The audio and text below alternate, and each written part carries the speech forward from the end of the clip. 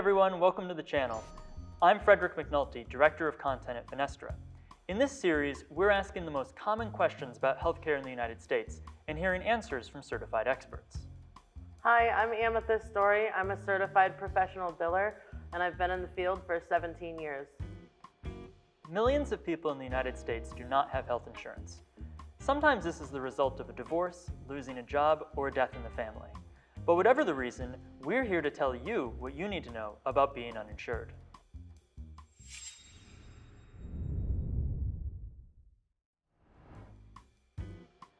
Why might people not have health insurance? People might not have health insurance if they don't have enough money to pay the premiums and they can't qualify for Medicaid.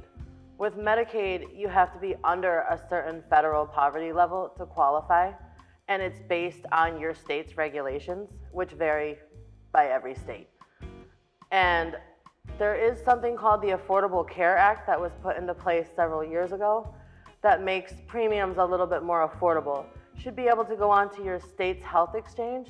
In Connecticut, it's Access Health. In different states, it's called something different.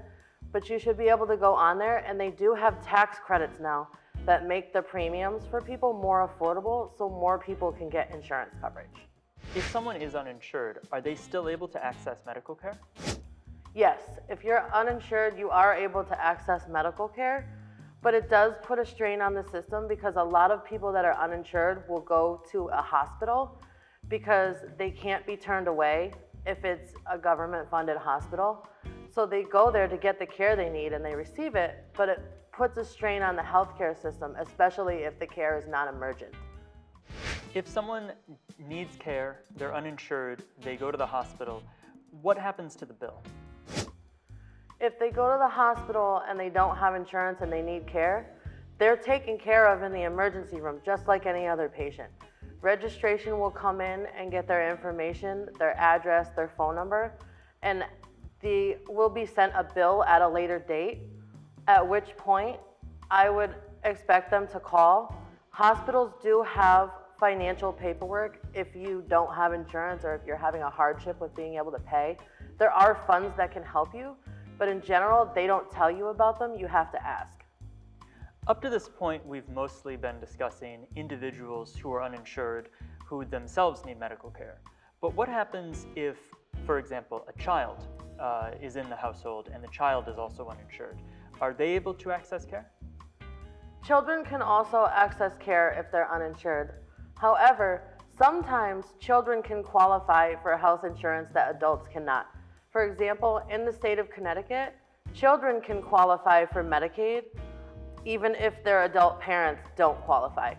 You should always contact social services to look into what options are available for children if there are uninsured children in the household. Speaking generally, if you're uninsured, will things be more expensive? Yes, things are usually more expensive if you're uninsured because what happens when you have insurance and you go to an in-network provider, that provider has a contracted rate. So you're only paying a portion of that contracted rate instead of the full rate.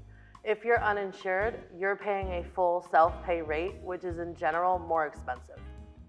Is the rate that someone who is uninsured and the rate that someone who is out of network, are those similar? No, they actually can be very different. The out-of-network rate, it's still billed at the same rate. So for example, if you're billing $150 for something, it's still billed at $150 to the insurance company. When you have out-of-network benefits, the patient generally has a higher cost share, but they're still gonna pay for something. Whereas if you're uninsured, you're gonna be paying the full rate. There is no discount or out-of-network rate. It's just one flat self-pay rate. When the Affordable Care Act, commonly known as Obamacare, passed, there was a lot of controversy surrounding a mandate that every person be insured. Could you speak a little bit about how that impacts people who are uninsured? People who are uninsured are penalized at the end of the year on their taxes. There is a penalty that they add to your taxes if you are not insured for all 12 months of the year, and that penalty is prorated by the number of months that you're uninsured. What advice would you give to someone who's uninsured? If you're currently uninsured, I would go to social services and look into what your options would be for insurance. You could fill out an application and see what kind of insurance you qualify for. If you don't qualify for Medicaid insurance, you can also go to the exchange website in your state and find out what you qualify for, because due to the ACA, there are tax credits now that can help you afford your insurance premiums. Even if you end up having a high deductible, it's better to have insurance than not to have insurance to cover you if you ever need care. One of the biggest things that's hard for people that are uninsured is that if there is not a hospital nearby, or if it's a private hospital, they don't have to see you if you're uninsured, and you don't want to go without medical care. Thank you for watching. Please let us know what questions you have in the comments below. If you found this video helpful, please subscribe to the channel and like this video. Thank you again for watching, and we'll see you next time.